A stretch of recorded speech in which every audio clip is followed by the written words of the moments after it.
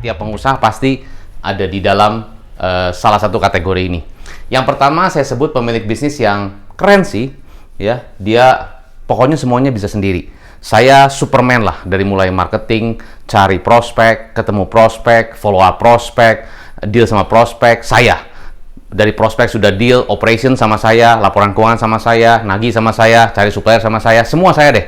Jadi ibaratnya kalau saya mau isi, anggapnya di sini air itu adalah tabungan, ya, saving gitu kan, tabungan saya, ya saya mesti bawa sendiri, ya, bucketnya, ya, tabung sedikit-sedikit, sedikit-sedikit, kan. Tapi semua sama saya. Saya punya sih tim sih, tapi semua tetap harus saya yang memastikan saya yang bawa embernya sendiri. Jadi yang penting kalau bisa tuh saya dari mulai dapat leads, ya, dapat prospek saya, follow up saya, mungkin ada pertanyaan-pertanyaan yang saya harus tanggapi saya juga, penanganannya saya juga, lalu setelah itu customernya deal saya juga, setelah deal nanti ada komplain saya juga, terus sampai banyak customer semua sama saya. Saya punya sih karyawan, cuman ya mereka tetap harus kasih ke saya lagi. Oke, sini ke saya aja, nanti saya bisa bantu untuk closingin. Jadi saya terus bawa ember saya bolak-balik untuk ngisi air di sini. Nah, pertanyaan, kalau saya adalah posisi entrepreneur yang di sini, pertanyaannya mau sampai kapan Anda bawa ember, bawa bucket, balik lagi gitu kan? Terus setiap hari, ya. Penuh sih airnya, tapi mesti pakai tenaga Anda semua. Tenaga Anda semua kan? Setiap hari bahkan. Minggu juga Anda masih kerja kadang-kadang. Waktu sama keluarga, curi-curi waktu, Anda masih kerja juga. Telepon sana, telepon sini, masih Anda kerja juga. Ya. Kalau Anda suka, nggak apa-apa juga. Ada beberapa pemilik bisnis yang saya bilang, mereka sangat rajin, bahkan sampai di usia 70 lebih masih sangat kerja banget, nggak apa-apa. Tapi mereka happy hidupnya. Daripada mereka mungkin nganggur, nggak ada kerjaan, ya juga nggak happy gitu kan. Ya udah, kalau mereka happy jalankan seperti itu, is okay. Tapi kalau lama-lama kan, tenaga kita kan lama-lama makin capek juga. Semua sendiri gitu ya. Dari mulai penanganan customer, deal, ngobrol, follow up, saya. Ya, belum yang karyawan saya. Pokoknya saya terus-terusan bawa ember lah, bawa bucket. Itu pemilik bisnis yang pertama. Kalau dia punya, misalnya dia punya, anggaplah punya supermarket misalnya begitu kan. Mungkin dia cuma punya satu cabang, tapi bagus banget cabangnya. Atau mungkin 1-2 lah masih bisa kepegang. 1-2, dia tiap hari ke toko 1, ke toko 2, toko 1, toko 2, toko 1, toko 2. Terus begitu terus. Ya, bawa ember sendiri, ya, mungkin masih pilih daging sendiri, motong-motong juga masih, pokoknya ini motongnya kayak begini nih, pokoknya pilih daging kayak begini, salmonnya pilihnya kayak begini, pokoknya dia masih terjun. Orangnya sangat rajin, kerja keras, wah pokoknya tidak pernah kenal lelah deh, pokoknya maju tak gentar, karena dia bilang harus maju tak gentar, kalau gentar tak maju gitu kan, ya udah dia maju terus sendiri. Tapi usia terus-terusan berlanjut, terus dia, ya mau sampai kapan? Ya bagus sih tokonya, tapi mungkin cuma bisa handle 2. Ada satu pemilik bisnis, ya, saya sih sama, mau mengisi tabungannya juga sama di sini kan, mau mengisi tabungan juga. Cuman dia caranya nggak mau bawa sendiri, dia bangun pipeline, ya, bangun pipa begitu kan. Memang waktu bangun pipa nih, wah nggak mudah, ya, mesti ada investasi, ada waktu, mesti bayar orang-orang yang pasangin, satu-satu dipasang gitu ya. Terus dia mungkin masih harus memonitor setiap pemasangan pipeline ini, karena kan dia pastikan ini pipanya bagus ya, bahannya bagus, terus sambungannya juga bagus. Jadi biar dari satu divisi ke divisi lain itu sebenarnya connect semua. Sehingga kalau si pipeline ini nantinya udah jadi, ini airnya bagus ngalir, nggak usah harus dimonitor, dia bisa tinggal mungkin gitu. Karena saya kan udah jadi sistemnya, kan udah jadi pipeline-nya. Ngapain saya harus ada di sana lagi? Kalau ini kan harus sama saya semuanya, gitu ya. Kalau ini nggak jalan semua, sehingga saya nggak usah harus di sini terus, ya. Pipeline saya di toko 1 jalan, pipeline saya di toko 2 jalan. Ternyata saya bisa duplikasi ke toko 3, toko 4, toko 5. Akhirnya saya bisa punya 10 cabang. Pipeline-nya sama, diduplikasi, tinggal dimodif-modif aja. Dan setiap buka cabang baru, dimodif lagi. Buka cabang baru, dimodif, diimprove, dan sebagainya. Coach, ngomong gampang, ya. Memang saya juga maunya sih kalau pilih ya pasti yang nomor 2. Cuma kan kenyataannya bangun pipeline emang mudah? Ya memang tidak mudah, siapa bilang mudah? Mendingan yang pertama kan ngerjain sendiri lebih gampang, ya nggak? Ngapain saya pusing hire orang, bayar orang, nanti orangnya bikin saya pusing lagi, bikin saya susah lagi, nanti orang keluar, saya lagi harus ngajarin, udahlah saya sendiri. Ya nggak apa-apa, kan pilihan hidup. Tapi pilihan nomor mana yang Anda mau, ya kan? Kalau yang nomor 2 ya pasti harus ada investasi, harus ada fokus, bangun pipeline-nya, sistemnya dibenerin semua.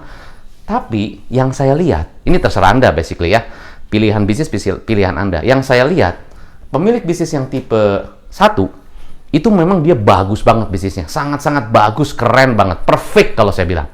Ya, tapi paling-paling dia bisa menghandle cuma 2 cabang. Itu yang terjadi. Saya nggak tahu kalau ada yang di sana yang memang lebih banyak, ya berarti bagus banget. Tapi yang saya lihat kenyataannya lebih banyak memang mereka handle sendiri, tapi paling banyak cuma 2 atau 3 cabang. Bagus banget. Detail, spesifik, orang happy, customer happy banget. Ya. Yang kedua, memang saya lihat mungkin tidak seperfect nomor 1. Ada beberapa kekurangan dan sebagainya. Tapi nomor 2 improve terus. Ya, dia belajar lagi. Sehingga meningkat terus performance-nya. Improvement-nya terus ada. Tapi saya lihat, yang kedua, itu punya bisnis jauh lebih banyak. Cabangnya yang pertama 3, ini 30. Jadi 10 kali lebih banyak daripada yang pertama. Saya nggak bilang yang gagalnya ya, ada juga yang gagalnya. Kenapa bisa gagal? Karena mungkin pipeline-nya nggak nyambung. Mungkin salah pemilihan bahan, salah pemilihan kontraktornya mungkin, bisa jadi. Atau salah pemilihan, yaitu konsultannya, bisa jadi. Makanya pipeline-nya nggak jadi. Jadi pemilik bisnis gimana? Ya udah, bangun lagi, nggak apa-apa. Tapi dia belajar gitu kan. Coach, kalau gitu coach yang pilih yang mana? Kalau saya pilih yang nomor 3. Oh, ada pilihan 3. Pilihan 3 gimana? Saya gabungkan nomor 1 dan nomor 2. Maksudnya gimana, Coach? Maksudnya, saya sih tidak mau bawa bucket kemana-mana. Saya maunya bikin pipeline. Tapi, saya tetap bisa monitor, tetap saya bisa lihat, tetap saya bisa tahu prosesnya, tetap saya punya dashboard-nya, tetap saya bisa melihat progresnya, dan saya mau tahu progres kemajuan bisnis saya itu gimana. Jadi tetap saya mau involve, nggak mau saya tinggalin lepas gimana. Jadi pilihan ketiga adalah saya kombinasi nomor 1, nomor 2. Tapi saya dibantu AI, dibantu teknologi, dibantu vendor, dibantu tim, dan sebagainya. Sehingga saya tangannya nggak cuma 2, saya dibantu tim, sistemnya jalan, timnya juga saya tetap monitor. Jadi saya tetap ada di situ, walaupun nggak mungkin 100%. Tapi minimal saya ada di situ, saya bisa tenang karena saya punya dashboard-nya. Oke? Nah, itu yang saya mau. Dan itu yang saya bantu klien-klien saya. Ya kan? Oke, Coach, bisnisnya sudah di mana? Saya sih bersyukur, puji Tuhan, saya sudah bisa saya bisa gabung. Makanya saya bilang saya gabungan. Saya orangnya jujur juga nggak bisa lepas 100%. Saya juga senang involve, karena saya basically di sini. Untuk ke sini saya juga nggak bisa. Tapi saya combine apa yang menjadi strength saya dan apa yang menjadi kebutuhan bisnis saya combine. Dan itu saya jalankan dan itu ternyata berhasil. Oke? Bisnis apa, Coach? Saya punya bisnis ekspor, ya, dan saya ekspor ke Hong Kong. Jadi basically sudah jalan semua. So, gampangnya adalah begini. Jadi kalau saya memilih untuk saya bangun sistem, ini by the way saya sebutnya sistem ya. Sistem itu apa sih, Coach? Sistem itu adalah sesuatu hal yang kita bangun, sesuatu hal yang kita bentuk, sesuatu hal yang kita rancang, supaya saya bisa duplikasi. Itu sistem. Ya, contoh, saya duplikasi tim saya untuk bisa menjalankan 80% pekerjaan yang saya kerjakan. Itu kan sistem. Coba kalau saya nggak punya tim, saya yang mesti jalanin ke sana kan, saya masih ketemu klien, saya masih prospek, segala macam. Berarti kan saya. Nah, dengan saya bangun sistem, saya bisa duplikasi orang 1, orang 2, orang 3, sehingga bisa menangani lebih banyak. Itu sistem. Plus, ya jelas ada teknologi plus tim loh. Ya, untuk punya pipeline, itu ada teknologinya pastinya. Maksudnya ada yang expert di bidang itu. Kalau misalnya expertnya adalah di bidang dari leads convert ke customer, berarti kan orang expert di sini. Ada beberapa vendor ya yang expert di sini. Jadi bagaimana mengelola leads yang masuk, dikelola ini leads ini begini, leads ini begini, ini yang cold, ini yang warm, ini yang hot, ini yang follow up, semua ada pengelompokannya. Ada saya sebut CRM sistemnya. Sehingga dengan demikian, ya, marketing director di sini, ya, itu dia cuma tinggal lihat progres mana sampai di mana pengelolaan leads tersebut. Dan kalau disebut bagus indikatornya atau KPI-nya adalah jika leads yang masuk itu berqualified atau sangat sesuai dengan target yang kita mau, qualified leads, lalu diproses di sini, proses di sini, proses ini, itu jadi customer. Nah, proses ini itu lebih banyak leads yang terconvert. Nah, itu berarti bagus secara marketing dan sales director ya, boleh digabung by the way. Marketing director ataupun sales director. Sales director memastikan customer ataupun leads yang terconvert jadi customer lebih banyak. Marketing director memastikan qualified leads yang masuk juga lebih banyak. Jadi jangan sampai ini sampah, keluar sampah, itu kacau. Kalau bisa ini benar-benar, wah, air jernih, keluar air jernih. Nah, jadi ini salah satu sistem, ya. Itu Anda bisa, tentunya Anda bisa research, Anda bisa cari tahu, dan Anda bisa pelajari. Cuman yang saya rekomen, ya, yaitu adalah sistem CRM yang saya sebut sistem CRM integrated banget dengan bagaimana leads masuk menjadi customer. Itu sistem itu yang saya sebut adalah sistem CRM. Dan sistem CRM yang saya rekomen adalah Como. Kamu juga bisa mengatur susunan lead card dalam pipeline sesuai dengan yang kamu inginkan. Tapi setup ini hanya bisa dilakukan oleh account administrator yang bertanggung jawab atas akun kamu. Setup berada di bagian leads. 3 titik di ujung kanan atas, card view. Di jendela ini akan banyak daftar pengaturan yang kamu bisa terapkan pada tampilan card di dalam pipeline. Maksimum 7 kolom yang bisa ditampilkan. Lebih dari itu, di sini kamu bisa menerapkan setup pada semua pipeline atau mengatur mode tampilan untuk mereka masing-masing, menampilkan avatar kontak, menampilkan pesan terakhir dari kontak tersebut. Supaya kita bisa mengelola bagaimana leads bisa terkonversi menjadi customer. Dan leads tersebut, ya, pada saat melalui proses, itu kita bisa follow up dengan chatbot, dengan beberapa follow up untuk kita berikan, misalnya ada story-nya, ada kayak semacam informasi dan sebagainya. Itu semua ada sistemnya. Sehingga untuk leads yang tipe begini, follow up-nya seperti ini. Untuk leads seperti ini, follow up-nya seperti ini. Ini untuk leads seperti ini mungkin masih terlalu dini kita untuk follow up langsung ke produk. Kita masih kasih edukasi dulu, kasih tips dulu dan sebagainya.